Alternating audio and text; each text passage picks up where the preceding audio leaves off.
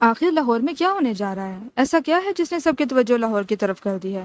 کیا واقعی نیا لاہور بننے جا رہا ہے؟ کیا واقعی حکومت اپنے 50 لاکھ گھروں کا معاہدہ جو وعدہ کیا تھا اس نے عوام کے ساتھ وہ پورا کرنے جا رہی ہے؟ کیا لاہور میں 50 لاکھ گھر بنیں گے؟ یہ ہے وردہ خان ٹی وی اور میں ہوں وردہ خان۔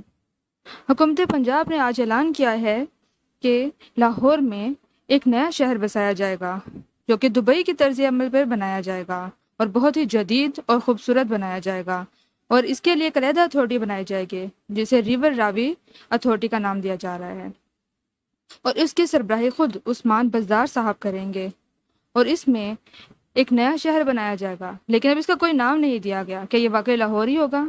یہ لاہور کے شمال میں بنایا جا رہا ہے اور اس کے لیے 1 لاکھ ارب مربع سے زیادہ رقبہ یوز کیا جا رہا ہے۔ اس سے نہ صرف یہ کہ ہماری سرمایہ کاری میں اضافہ ہوگا بلکہ ایک شہر میں بلند و بالا عمارات بنائی جائیں گی، اس کے علاوہ ایک جھیل بنائی جائے گی، 3 بیراج بنائے جائیں گے۔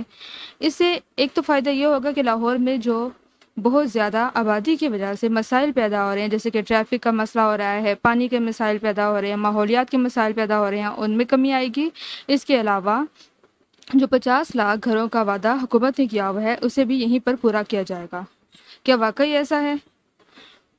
اس کے بعد حکومت اس میں مزید سرمایہ کاری کے ذریعے لوگوں کو نوکریاں دیں گی اور بہت سارے فوائد اس میں عوام کو دیے جائیں گے۔